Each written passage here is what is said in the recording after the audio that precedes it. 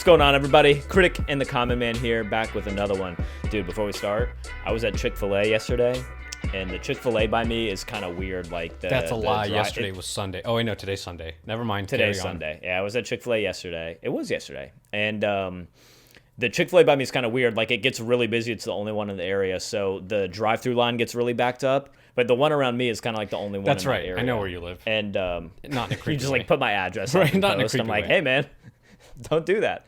But anyway, so they walk you out your food to your car. Like, when you're sitting there, they don't just, like, you don't always make it to the window to get your food. A lot of times someone will walk your food out. And, like, they have your name and your car description or whatever. Dude, the guy comes up to my window, and I'm just sitting there waiting for my food. And I roll my window down, and he comes up, and he looks at me, and he's like, Dante?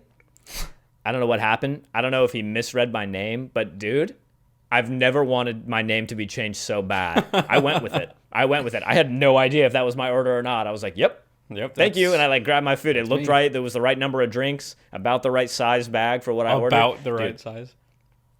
I didn't question it at all. I didn't even remember what I ordered. It might have been somebody else. The dude, Dante in the car behind me was probably pissed off. He got a Southwest salad, and he's like, the fuck? Yeah, he's like, what the hell? This isn't what I ordered. So the guy that got 3 8-count chicken nuggets, my bad, man. What do you drive? Do you drive I feel like you drive a Prius. I hang glide to and from work. I don't actually have a car. I wanted to go green. Yeah. I built a big scaffolding thing in my backyard. That's funny. Just I'm moped. So. Oh, that's nice. Yeah, that's cool. You're still using gas, you piece of shit. But no, it's cool. Not everybody can hang glide, I guess. But yeah, I built a big scaffolding in my backyard just high enough to where I can just zip line straight to work. And then I just have to, like, Pirates of the Caribbean. A 15-mile zip line, you just go to downtown Orlando. Yeah, it was real. Location was imperative to me when buying this house. It was very important that I was inside of a certain radius. So many lakes that you would be flying over. So many lakes. The geese in the morning, they just fly with me. It's nice. It's like Homeward Bound. Not Homeward Bound. What's the Fly Away Home? Fly Away Home is the goose movie. You ever seen that? I do love That's me a some real. Oh, dude, Homeward Bound. Oh my God, Chance. Or what is it? Shadow. Sassy, dude. When Sassy goes in that lake, all right, wait, what the fuck are we talking about? Sorry, everybody. You saw the thumbnail. You know what we're talking about. I Care a Lot is the movie that's up today. We digressed so much. What was that? We went from Chick-fil-A. Dude, but I have to tell you this, though. Fly Away Home is every white middle-class person's mother's favorite movie. If your mom is not a huge fan of Fly Away Home, you're like, not every time you see the geese flying in a V, you're not a middle-class white person for sure. Because literally my mom growing up, every time she'd see them, she'd like, oh, there they are. The leader will rotate soon. I'm like, Mom, drop it. Yeah, I just think I Care a Lot. Mighty Ducks.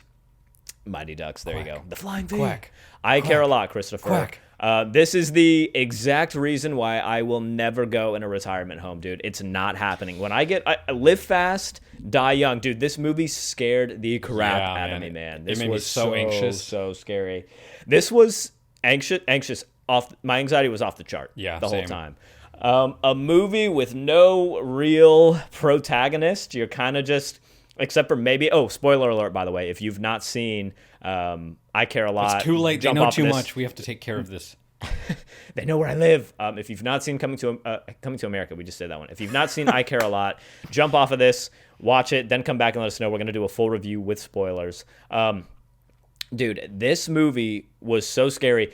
This is, I guess, the only protagonist really was the guy who comes in at the end and shoots her because his mom died in that retirement home without ever being able to be seen by him. It's pretty scary. What'd you think, man? I kind of talked you into this one. I saw it on Netflix. It was getting a lot of buzz. I watched it and was, like, blown away. I was like, dude, honestly, we have to do man, I really liked it.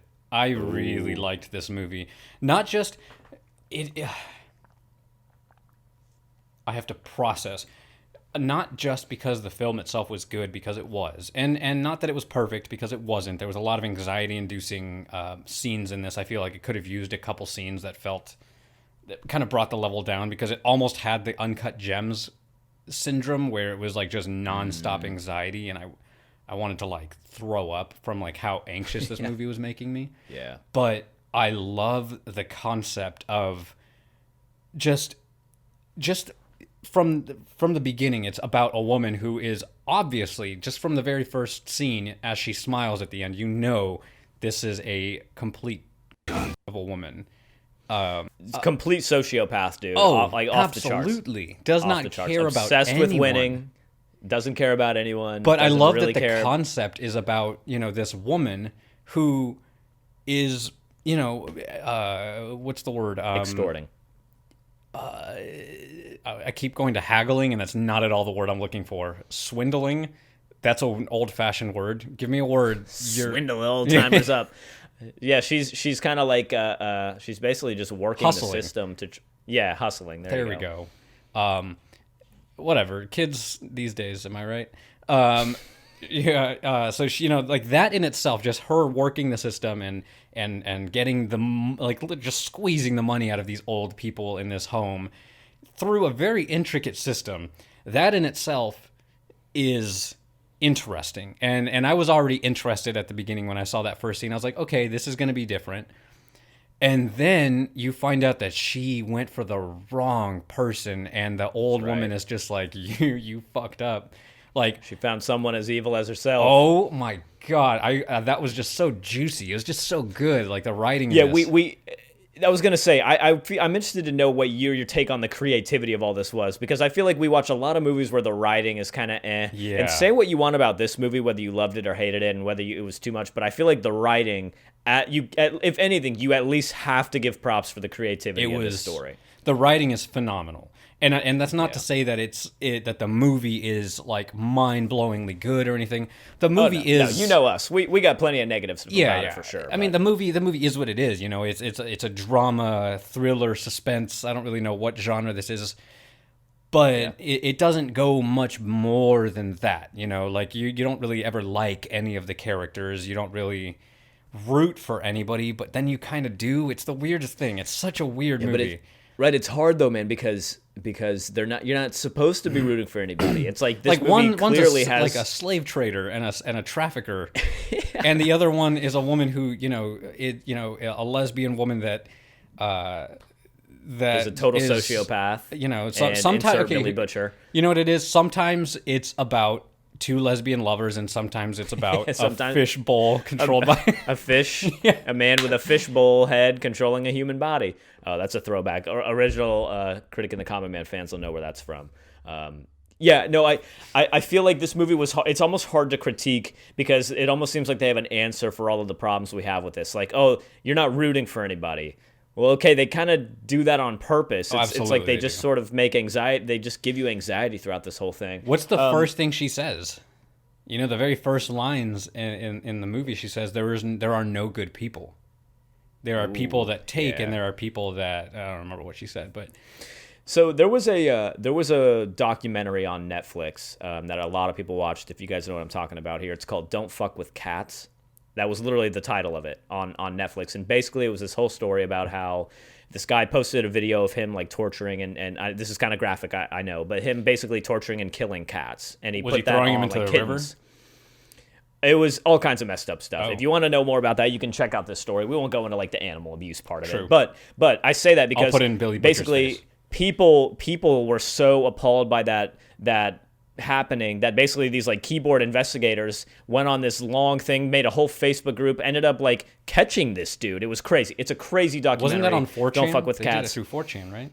Yeah, like 4chan, Reddit, Facebook, whatever. They like made groups like find this scumbag and let's arrest him. It was this whole crazy thing. Anyway, I feel like they equally could make one called Don't Fuck with Old People, and I think it would have about the same vibe, because when there's something about old people being taken advantage of that just really gets under people's skin. Right? It's like something about the innocence of it, and these people have already lived, and now it's like they're at the end of their lives. They've hopefully contributed to society, and now they need help, and people take advantage of them and prey off of them. And there's something about that just does not sit well with me, dude. The worst part of this movie was watching this happen to this poor old woman. And I mean, at this point, you don't know that she's not a poor old woman. She's probably involved with some heavy you just think crime. she's an independent older woman who's but living her that life. like they made these decisions without her present, and I feel like the legality of this, this is probably something that you get away with in the court system. Like we were having a discussion about this. The problem is how deep this goes. I just sorry to keep throwing back to documentaries, but and this is one me and you should review on this podcast like soon. But I just watched the like admissions scandal thing on Netflix, Dude, it's amazing to see how many people, when there's money involved, big money, like hundreds of millions of dollars, it's amazing to see how many players there are within the system. Yep. And it's scary to think that there could be judges on payroll. There certainly could be retirement home owners on payroll, like they showed in this movie with, what was the guy? Shoot. Oh, Damian Young, who was Sam, like the owner of the retirement home in this thing. But dude, they're basically bringing these old people into prisons. And I will say, it's not that far of a stretch to believe that stuff like this is going on, because my grandma was in a home, and dude, it's kind of like a security facility. Like, it's kind of like a lockdown thing. Like, they can't really leave. You know what I mean? Like, if they're really, like, you can't just have old people walking out and wandering That's around. Like, they don't let them insane do to me. that.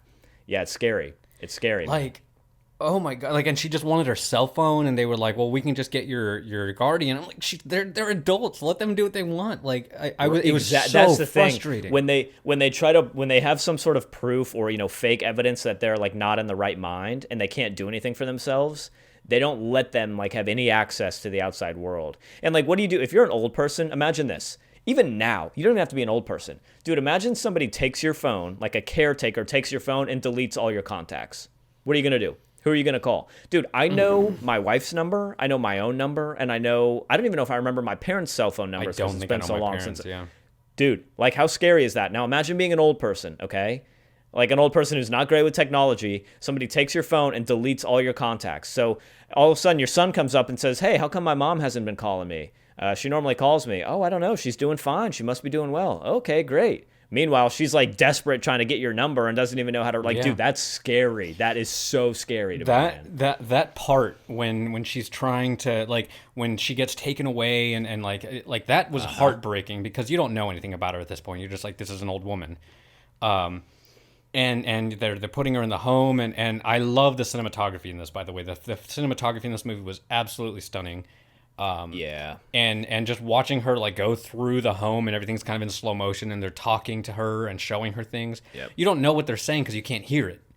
It's just the music playing and you see their mouths moving, but you don't have to know you don't have to hear what they're saying in order to know that they're giving her a spiel and that she's not hearing it. She's in shell shock mode, and it was just really interesting. But I think the coolest part was when you see the taxi driver go, like, just drive off, and immediately you know something's wrong. And then he pulls up to that black SUV, and you see Peter Dinklage in that car, and I was like, oh, fuck, they picked the wrong person. So I want to talk about Peter Dinklage next, but before we do, I just had one question, or I had one thing. The only part of this movie that felt like the only part of this system, not the movie, because the movie was over the top, but the only part of this system they'd created that seemed a little bit too far-fetched to me was, would they really, regardless of what the doctor said, regardless of what the caretaker tried to prove, would a judge ever really, and I'm honestly asking if there's any like social workers who happen to be fans of this channel, I know that's a stretch, but please let us know in the comments down below, would a judge ever allow somebody to be taken out of their, oh no, I'm answering my own question. I was going to say be taken out of their home without contacting their next of kin, but I forgot that her son, Peter Dinklage's character, was like not even listed as being alive, so she wasn't supposed to have any family. That was what made her a cherry, is that she had no living family. Right. Because I was going to say, there's no way they would, regardless of what the doctor said or whatever, there's no way that they wouldn't at least give the next of kin an opportunity to say, we'll take care of her, we'll bring her in. They wouldn't just, regardless of what some caretaker said, even some smooth-tongued whatever, there's no way they wouldn't reach out to the next of kin, but you're right, they totally, he was like off the books. So, I mean, let's talk about Peter Dinklage, though, man. What do you think about him? Obviously, it's a statement to have Peter Dinklage as a main character in a movie because elephant in the room, he's a dwarf, and that's like a big kind of movement. I will say, and I never watched Game of Thrones, and I know that was like a big thing for him. I thought he was perfect for this role. Oh, dude, yeah, and the thing is, like, because you've never seen Game of Thrones, we can't all be perfect. No, yeah, he does a fantastic job in the series. Kind of grows on you through, like, he starts off as just this, like, just kind of sex offender type of person. Like, he just fucks everything that has legs, basically, in the show. But by the end of it, he's a full character, fleshed out and kind of intimidating. And we've seen him in Elf, and he had that same kind of persona in Elf.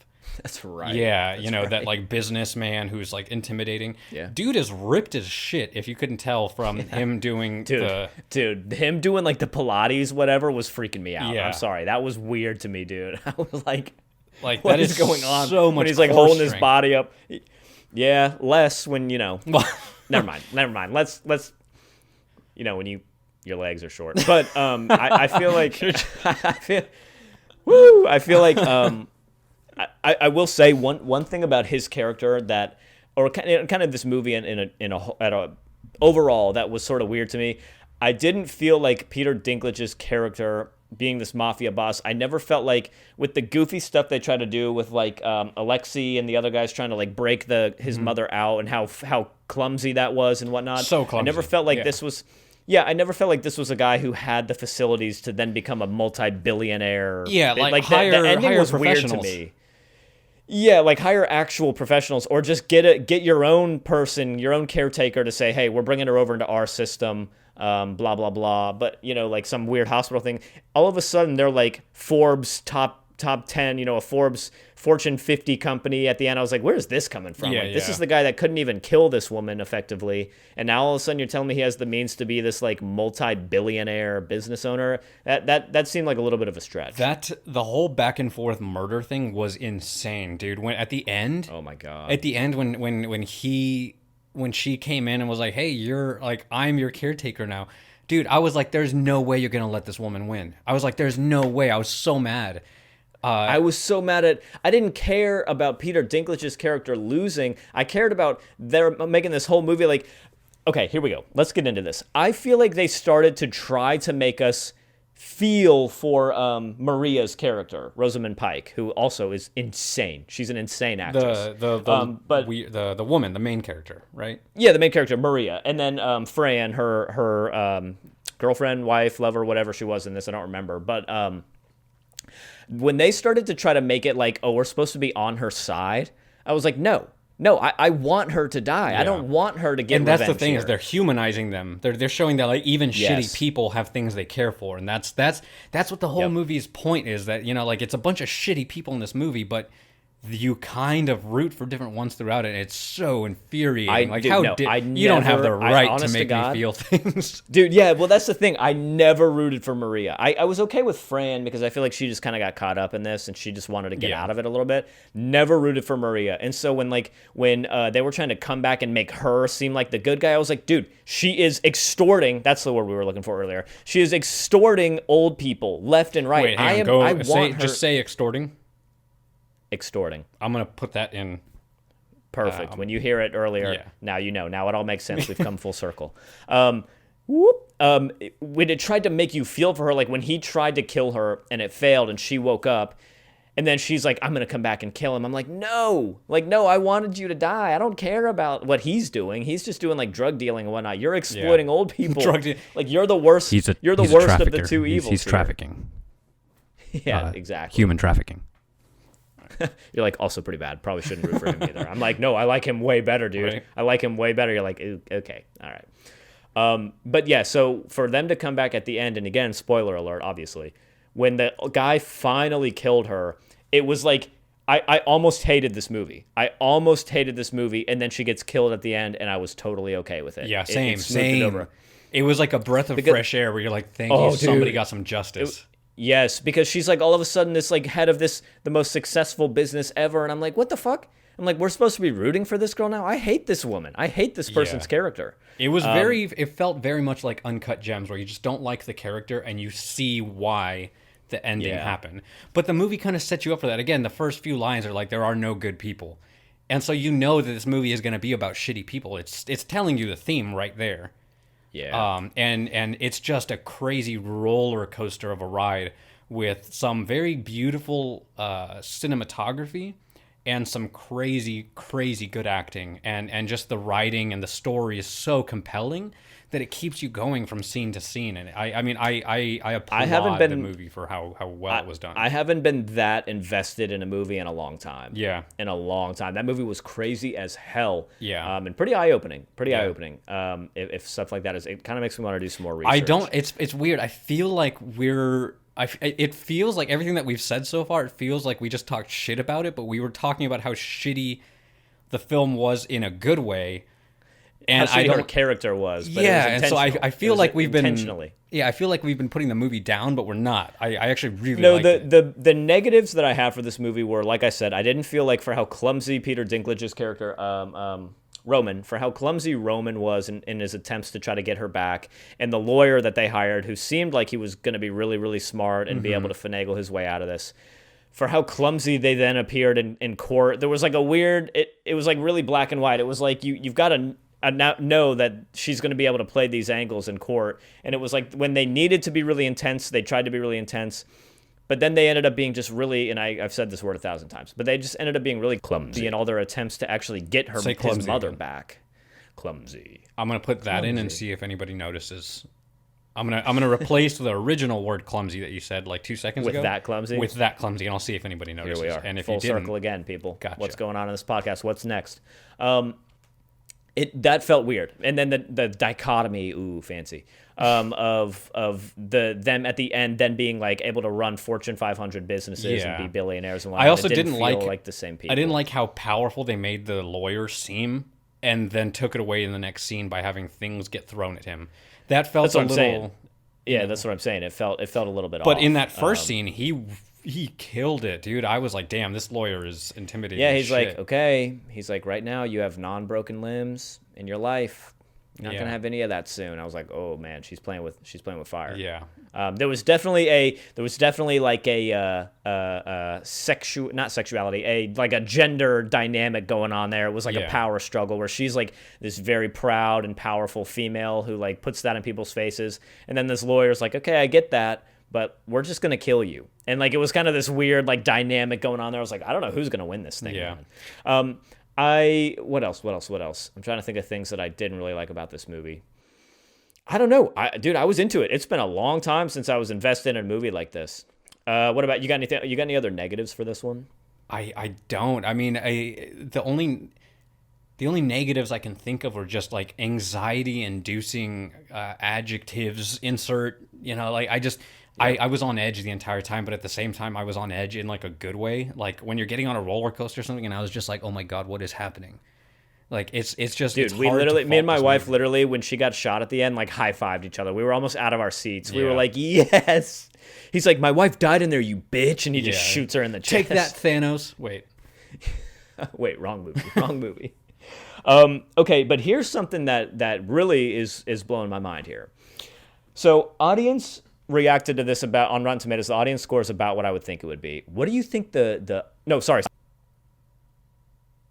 would be? What do you think the audience score on this was? Because, dude, this is another thing where it's like I'm like not getting this at all. I'm thinking the critics are somewhere between a 70 and an 80. Okay, well, you're right. The critics are an 80%, so again, right on. Okay. Again, dude, that's like 3 movies in a row you've been like right on with your rankings. Yeah. Okay, yes, 80% for the critic score. What do you think the audience came in at? I don't know. I feel like the audiences are a little tense right now because of the amount of shitty movies that we've been getting. I feel like... Let me ask you this. Do you think it's higher or lower than 70%? I think it's lower. Okay. Do you think it's higher or lower than 50%? I think it is 50%.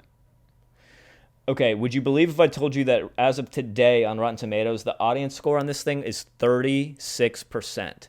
Wow. Dude, where is that coming from?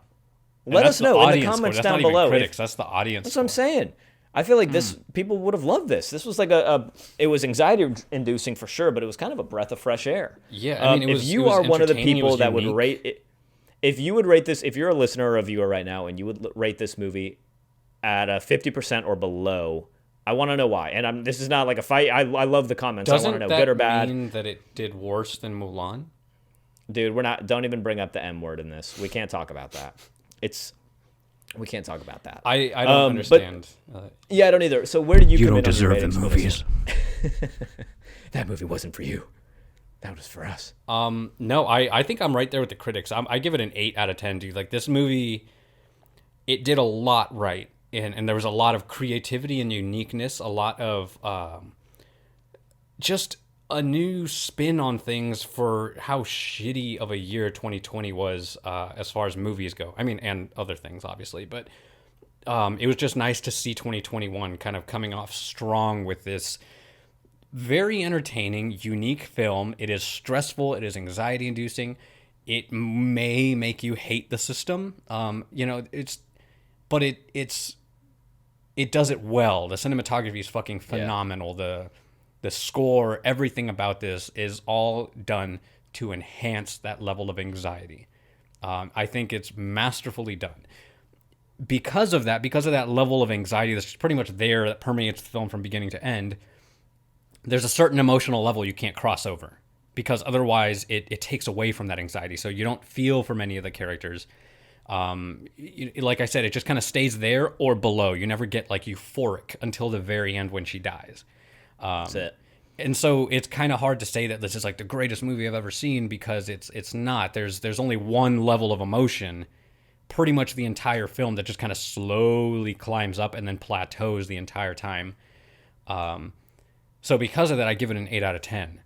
I don't know. I mean, I just think it was well done, and it was different. It was something different, and I really enjoyed it. As far as why audiences are scoring it so low, I think people are a little anxious at the moment, just as is, because of the state of the world, and I think this film probably didn't sit well with them. So that's probably true. I'm surprised you didn't come in higher, to be honest. For everything that we said, I come in at an 8.5 on this one, and I'm like teetering. If we did the like incremental, if we did more incrementals, I would probably give this an 8.75, but we don't, so it's going to get an 8.5 from me, and I'm pretty happy with that. This was the most invested I've been in a movie in a long time, and thank God that she was killed at the end, because if she hadn't been killed at the end, my score would be way lower, because I feel like it would have been like, they're trying to make you like this woman. It would have been like bullshit. A dark comedy or something. I'd have been like, by the way, do not think this is a comedy whatsoever. I don't know why people were saying it was a dark comedy. I didn't. Well, I laughed, there is but some comedy in there, but it's not. This is not a comedy movie. No, but like people like Peter Dinklage labeled doing as a like dark the weird comedy. push-up things and being Peter Dinklage being the boss while being a dwarf is kind of like a type of comedy in and of itself. But that does not make this a comedic movie for sure. Peter Dinklage, you handsome bastard. He's great. Yeah, but so that's it. An 8 and an 8.5 from the Common Man. 8 from the Critic. 8.5 from the Common Man. 8. So let us know what you guys think down below. If you guys love this, hated this, drop a like, subscribe. If you like what you saw here, we have plenty of stuff. That's it, guys. Chris, I will never go into a nursing home, a retirement home. Live fast, die young. Look, man, I know people caretakers think, out there. People think that we don't care about DC, but I'm telling you right now, I care a lot. I care a lot. Don't fuck with old people. That's it, guys. Let us know what you thought of this. I Care a Lot was a very, very fresh movie that we didn't see coming. I'm glad we watched it. And stay tuned. We'll be out in the next one. That's it, guys. Peace.